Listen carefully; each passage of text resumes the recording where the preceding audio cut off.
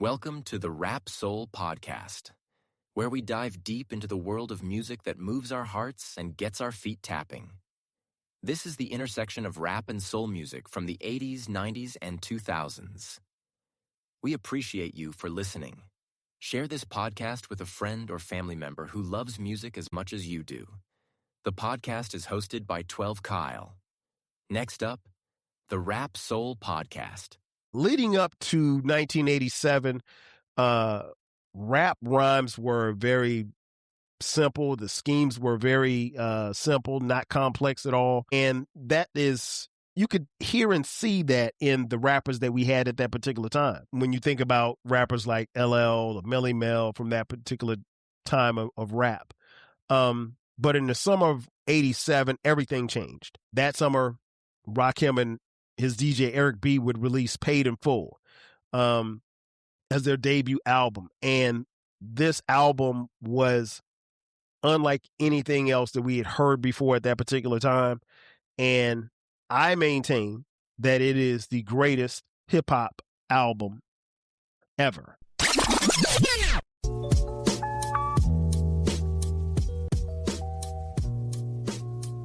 Welcome to another edition of the Rap Soul Podcast. I am your boy 12 Kyle. I want to thank you all for tuning in as you do each and every week. Again, this is the Rap Soul Podcast. This is the intersection where we have discussion about music and artists from the 80s, the 90s, and the 2000s when it comes to rap, hip hop, soul, and R&B.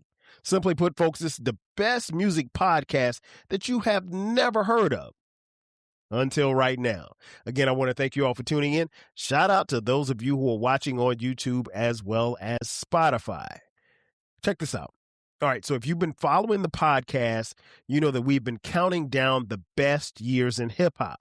We're starting at number 12. And on this episode, we travel to number 11, the year 1987. And listen, as someone who was outside in 1987, this year was incredible when it comes to hip hop. And what I've thought about and what I've learned is that in doing these episodes, it takes me back because at the time that 1987 arrives and most of these albums arrive, I was a mere 14 years old. I would turn 15 in December, but I was really, really falling in love with the genre of rap. It wasn't even called hip hop at the time. It was simply rap.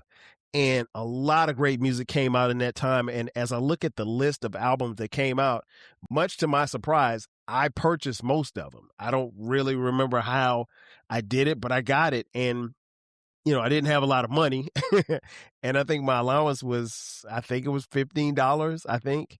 But it wasn't a lot of money back then in 87. But, just looking at it, it makes me reflect back on a time where music was really dope, and the artists that we're going to talk about that came out that year or that released albums that year were some really, really dope artists.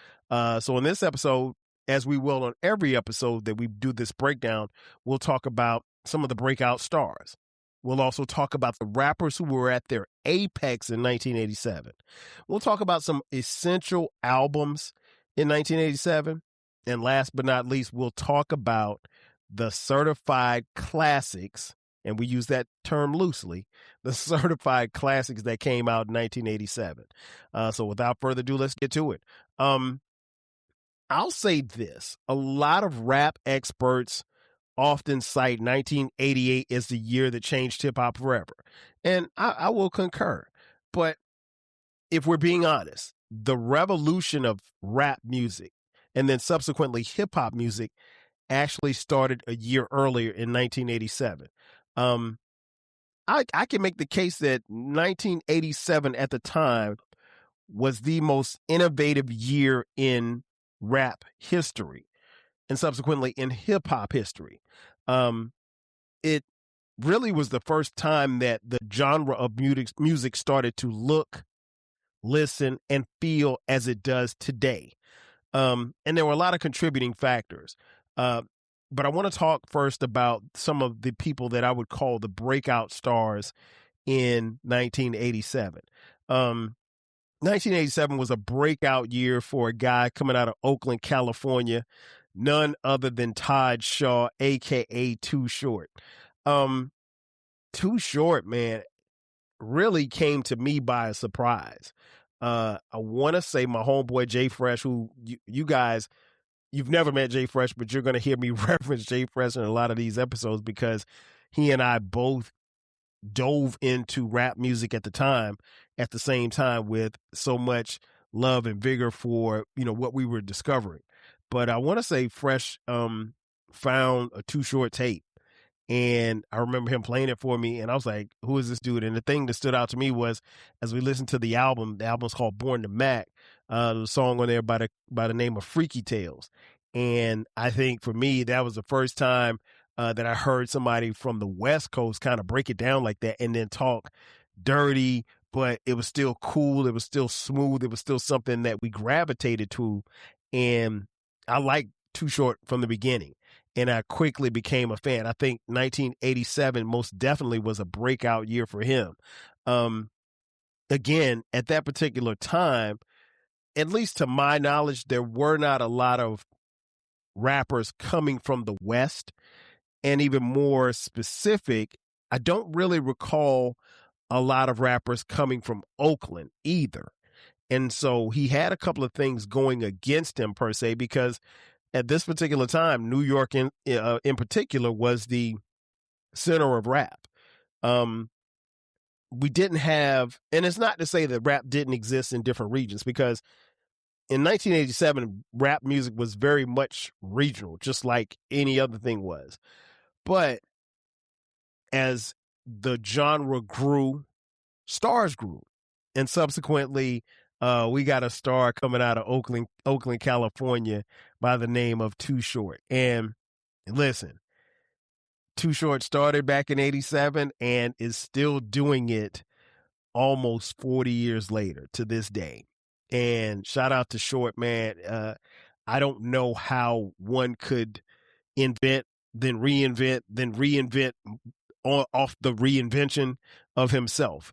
And he's definitely showed no signs of slowing down. I'm not even going to tell you how many albums he's put out because I have no idea. It's probably close to 30.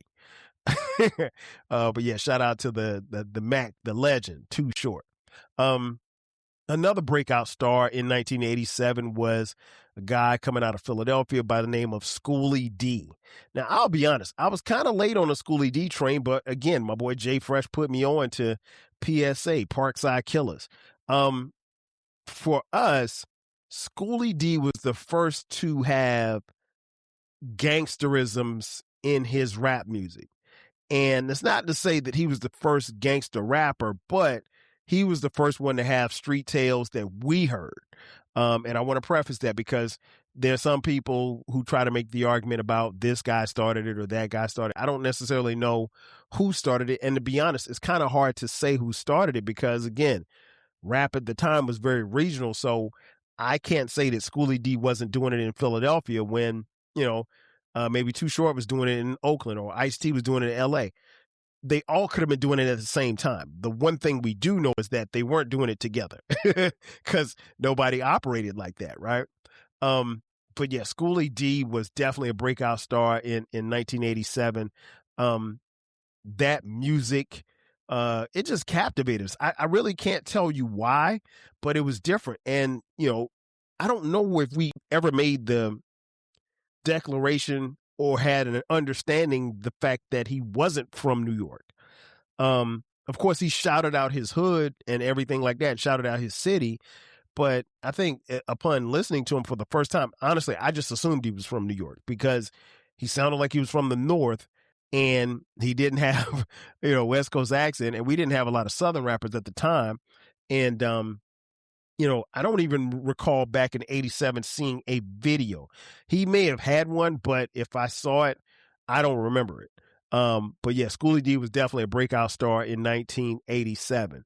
The last breakout star I will say would be none other than the leader of Public Enemy, and that would be my man Chuck D.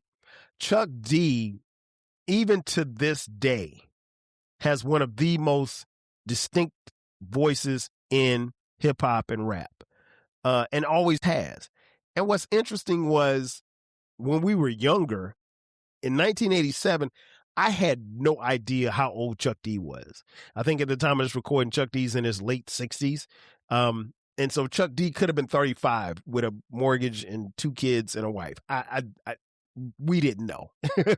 and more importantly, we didn't care. He's one of the few artists that you could listen to him rap without any music. And I think his vocal tone and what he was saying, along with the musical production by the Bomb Squad, really did a great job of meshing together, because the Bomb Squad had a whole bunch of sounds. And sometimes when you're making music, the sounds can drown out the artist. Well, there's no sound that you can make that's going to drown out the great Chuck D. But he most definitely was a breakout star in 1987 as they released their debut album, Yo, Bum Rush the Show. And we'll touch on that in a little bit as well. And those were people that I deemed to be some of the breakout stars. Now, there were rappers at their apex. So the apex rappers in 1987, one was definitely KRS-One. KRS-One, frontman, leader for Boogie Down Productions out of the Boogie Down Bronx, released an album that we'll talk about in a little bit, called Criminal Minded in 1987. It was their debut album. But when you heard KRS-One rap, you knew who he was. And he was a relative unknown outside of, I'm assuming, the tri-state area as far as New York is concerned, New York, New Jersey, and Connecticut. But when I heard him rap, his voice, what he was talking about, was so clear. And I've often said, like, KRS-One is one of the few rappers that we've had in hip hop over the years that you could play his music for your granny and she'd be able to at least understand what it is that he's saying. You know how sometimes you'll listen to a rapper and you may have to listen to a song 2 or 3 times before you kind of get what they're talking about? KRS-One enunciates his words and he speaks so well. There's a famous episode on Questlove's old podcast episode called the podcast is called Questlove Supreme, and it was an interview that he did with Chris Rock, and the interview is probably about this long, and it was probably about 3 hours long. It's hilarious, right? If you ever get time, go check it out. And Chris Rock, he goes into, I think, was this when Top 5 was out? I think it's when his movie Top 5 was out. And he named KRS-One, I think, as one of his top 5 rappers of all time. And he was mimicking KRS-One's voice, and he goes in his own Chris Rock voice. He was rapping like KRS-One. He said, "My raps will destroy you." I can't do it like Chris Rock, but just imagine KRS-One, or at least Chris Rock, trying to imitate KRS-One, saying, "My raps will destroy you." But all jokes aside, KRS-One is a phenomenal MC. In my personal opinion, he's a top 5 MC of all time. I've got him at 4, right? And so that album, I think, and then his story, where he came from, all the things that surrounded that album, and I'll get to it in just a second, definitely made him at the top of the charts. Not necessarily as far as, like, you know, the radio charts, anything like that, but he was high on the food chain as far as rap was concerned at that particular time. KRS-One still is putting out great music, and I want to say KRS-One probably is in his early 60s, and still an incredible orator, an incredible MC, and definitely, you know, one of the class ones from that particular era. Another apex rapper, a rapper that was definitely at their apex, was none other than William Griffin, a.k.a. Rakim, a.k.a. the God MC. Rakim was at the forefront of this movement. leading up to 1987, rap rhymes were very simple. The schemes were very simple, not complex at all. And that is, you could hear and see that in the rappers that we had at that particular time.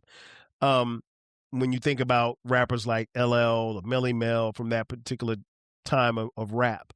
But in the summer of 87, everything changed. That summer, Rakim and his DJ Eric B would release Paid in Full as their debut album. And this album was unlike anything else that we had heard before at that particular time. And I maintain that it is the greatest hip hop album ever. Ever. But in saying all of that, his rhymes were incredible. His rhymes are to be studied.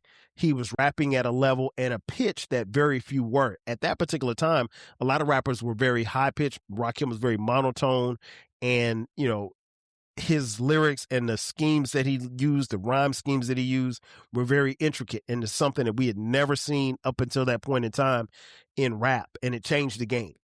And for that, Rakim, I think, was at his apex as far as rapping was concerned.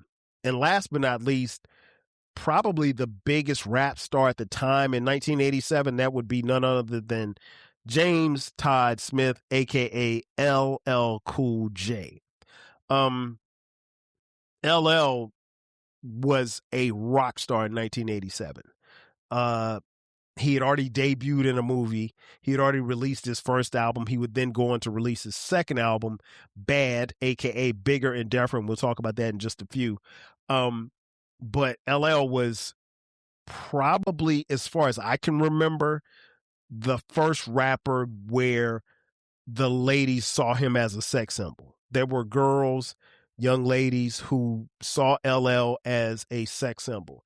And we had not had that in rap. And I can't tell you who I thought was a sex symbol because none of them thought. I'm a man. They didn't. I don't look at men and were attracted to them or anything like that. I think what was interesting though was the responses. And when you have a song like "I Need Love" on your album, it's going to change things. And LL, his record label Def Jam, they all leaned into that. And I'm not saying he was a heartthrob, with his shirt off on the cover of his second album. Quite the contrary, he wasn't. But at that particular time, LL was starting on his dominant run in rap. And, you don't have to like LL, you don't have to love LL, but LL's place in history is cemented.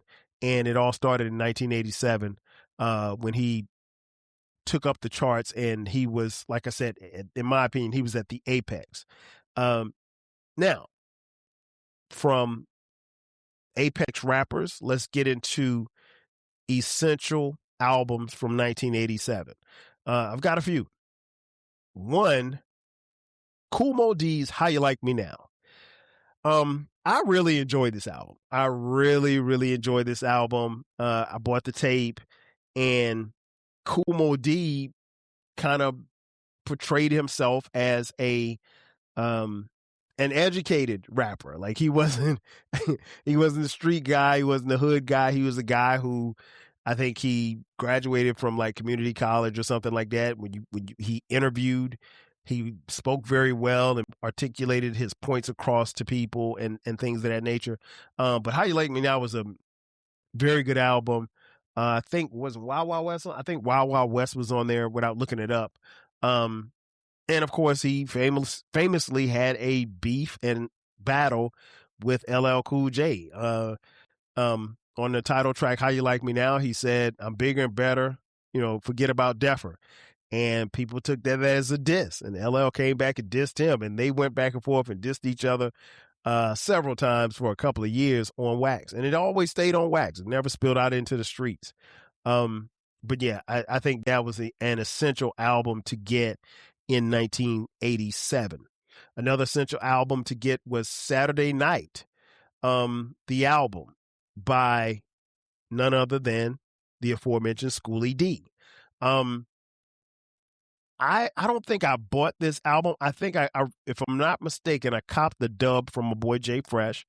And I played the hell out of this tape. I literally played this tape until it popped. And it was just a fun listen. I haven't heard it in a while, but in 87 in my tape deck, it got a lot of run. It got a lot of run. If you haven't heard Saturday Night, the album from Schoolie D, please go check it out. Schoolie D doesn't get talked about in hip hop circles as much as he should, and he really, really should. Next up, Rhyme Pays from my boy Ice-T. Another dope album. I think one of the things that moved me to this album, again, shout out to Jay Fresh because he bought the tape and he dubbed it for me. One of the things that moved me to this album was just the reality and the rawness of it. Ice-T didn't hold any punches. He came right at you with his rhymes. And again, being from LA, he spoke on things, spoke on, gang culture and things of that nature. And so it was, for lack of a better term, refreshing because it was something totally different. It was totally different from what we were used to hearing. And that was another tape that got a lot of run in my tape deck. Shout out to the great Ice-T. And last but not least, as far as essential albums that you had to get in 1987, Living Large by none other than Heavy D and the Boys. If you follow me, if you follow podcasts, you know that Heavy D is one of my favorites. He's the first artist that I ever saw in concert. He came to my hometown of Florence, South Carolina, and performed at my high school, Wilson High School. And so there's always going to be a level of love and appreciation for Hev. Literally been a Heavy D fan since day one, and this album is why. I played Mr. Big Stuff, Nike, The Overweight Lovers in the House, all of the songs that was on that album. I played it all the time. And I still go back to it from time to time, man, because again, I'm a fan of Hebs. And Heavy D we know he didn't curse on his records, but he was somebody who you literally could play his music for anybody, around anybody, and you'd get it. And again, not a lot of cussing and anything like that. But he got his points across. And Living Large was definitely a fitting title for the young Dwight Myers at the time. All right, so now we're going to move on to the certified classics. Now, let me preface this by saying that if you know me, we don't throw the word classic around, but I'm going to go out on a limb and say all of these albums that I'm about to mention in some way, shape, or form are classics. The aforementioned Born to Mac by Too Short. Propelled by the song Freaky Tales. Again, for me, I love this album. This album is only 8 tracks long, which is kind of wild when you think about it. But yet it's 51 minutes long. It was released July 20th, 1987. Obviously, Freaky Tales was the main, the biggest record on that. And I think that album went gold, selling 500,000 copies. And the record sales don't mean that makes it a classic, because we didn't care about record album sales. And I'll be honest, I never knew what any of those albums sold at that particular time, because nobody kept up with that kind of stuff. I'll be honest. And I say this as someone who was outside. Record sales and how much albums sold was something that really became popularized probably towards the mid to late 90s into the 2000s. Up until that point, we didn't care. But definitely a certified classic. And these are in no particular order. The next one that I have down as a classic, Yo, Bum Rush the Show from Public Enemy. This album was released in March of 1987. Total runtime of 46 minutes and 44 seconds. Some of my favorite tracks on there, Public Enemy #1, Too Much Posse, Sophisticated Bitch, My Uzi Weighs a Gun. I mean, my Uzi weighs a ton, my bad. But yeah, I just love this. This album was a precursor to one of the greatest albums I think that was ever made from Public Enemy. And again, it never gets old. For me, it never gets old. Shout out to Chuck D, Flavor Flav, Professor Griff, Terminator X, and the S1Ws. Incredible, incredible work. And can't forget about the Bomb Squad, the production team. Shout out to them as well. The next album that I would deem a classic would be the aforementioned Bigger and Deffer Bad by LL Cool J. Released May 29th of 1987. Had the hits I'm Bad, Candy, which is a nasty, nasty joint, but I love it. Of course, I Need Love, the Doo-Wop, 357, Break It On Down, and my personal favorite, Go Cut Creator Go. Shout out, rest in peace to E-Love. If you follow the podcast, you know that my boy Eclectic was on here last year at the time of this recording, and we did a breakdown of this album. We didn't have that episode. Please go back and listen to it. Dope episode. And I'm not just saying it just because me and Eclectic were on it, but me and Eclectic were on it. And we broke it down. Next up, another certified classic from 1987, and that would be, again, the aforementioned debut album from Boogie Down Productions called Criminal Minded, released in May of 1987. Total runtime of 51 minutes and 43 seconds. And that had the hits like South Bronx, The Bridge Is Over, Dope Beat, 9mm Goes Bang, just to name a few. Criminal Minded, the title track, and Super Ho. Shout out to the late great Scott LaRock. What can I say about this album? I've already done a breakdown on it, but this album, I personally think it's up there with the all-time greats. Where you put it in the all-time greats is really doesn't matter to me, but I think it's worthy of being there. This was one of those ones. And ironically, when you think about it, for me, it's more about the rapping than it is anything else, where nowadays when you hear people talk about rap or hip hop, they talk about the beats and stuff. The beats were very simple. I mean, like, you listen to something like The Bridge Is Over and it's don't. I mean, that's me, or you could play that on the piano. In fact, we should play that on the piano. But, you know, Chris KRS-One's rhymes, along with, Scott LaRock, it was just incredible, man. And I mean, like, that album, I personally think is a top 10, top 5 album of all time in hip hop.